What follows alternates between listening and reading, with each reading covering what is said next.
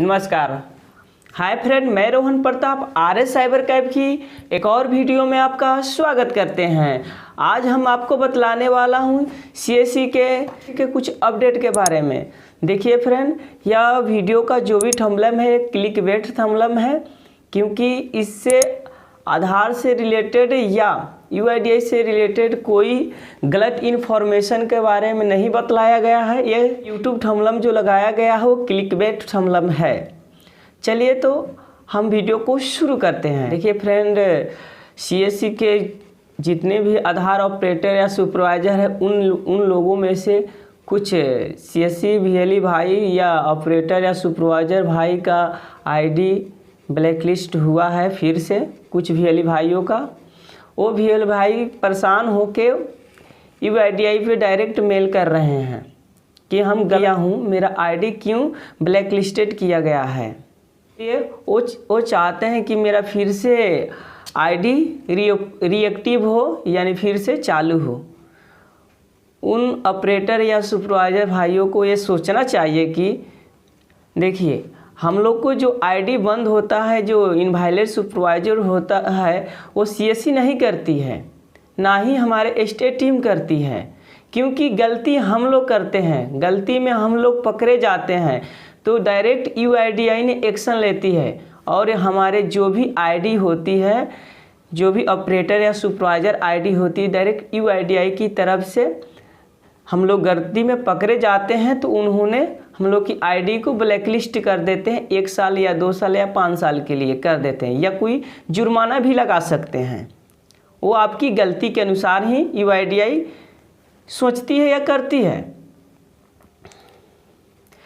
इसलिए इस वीडियो में हम ये बतलाने वाले हैं, जितने भी आधार यूसीएल या ऑपरेटर भाई अभी काम कर रहे हैं वो सही ढंग से करें, और जितने भी हमारे स्टेट टीम के द्वारा जो भी इन्फॉर्मेशन या ट्रेनिंग दिया गया है वो सही से देखें और समझें।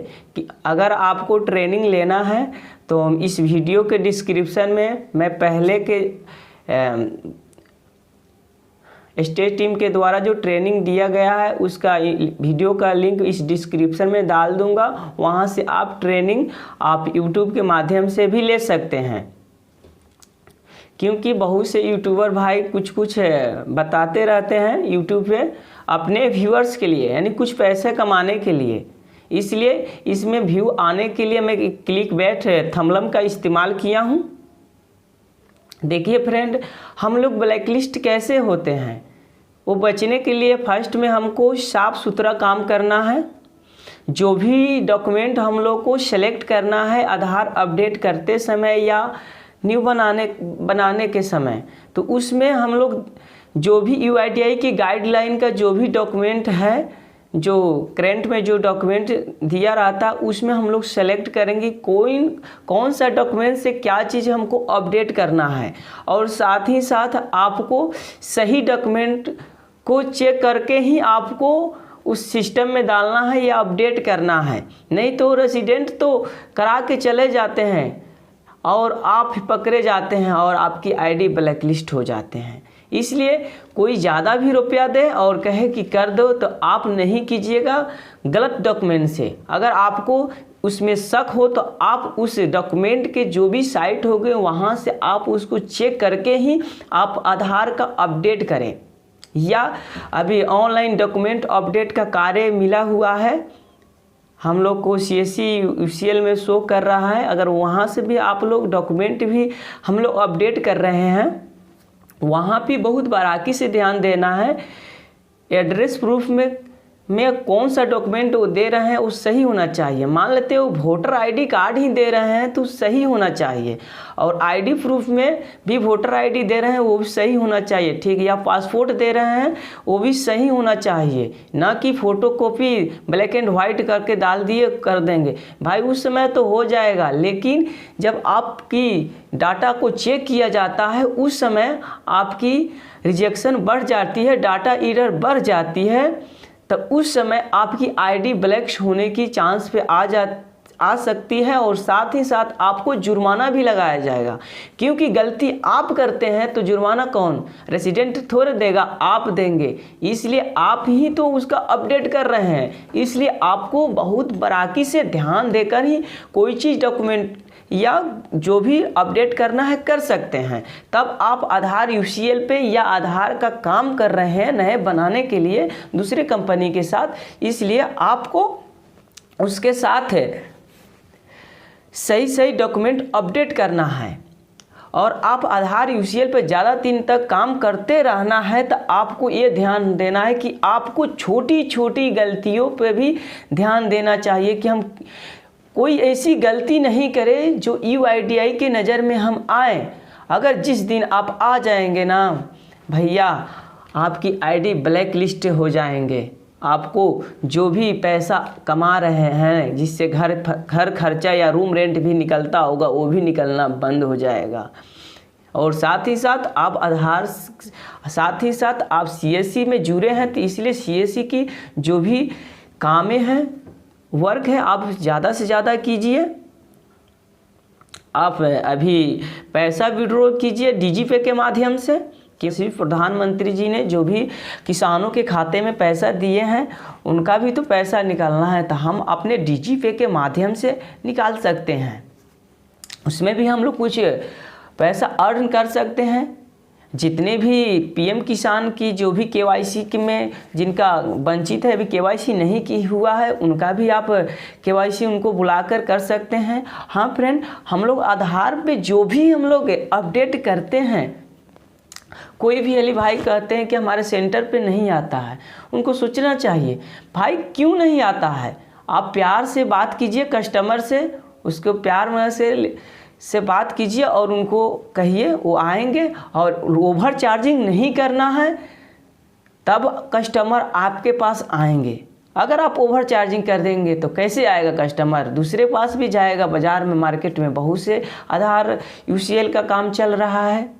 हम लोग आधार यूसीएल पे काम कर रहे हैं तो अपने सेंटर पे जो भी हो, प्रत्येक मंथ में ऑडिट कराना अनिवार्य रहता है। आप ऑडिट कराइए और साथ ही साथ आप डायरी मेंटेनेंस कीजिए, क्योंकि आपके सेंटर पे यूआईडीआई की टीम कभी भी विजिट कर सकती है, आ सकती है।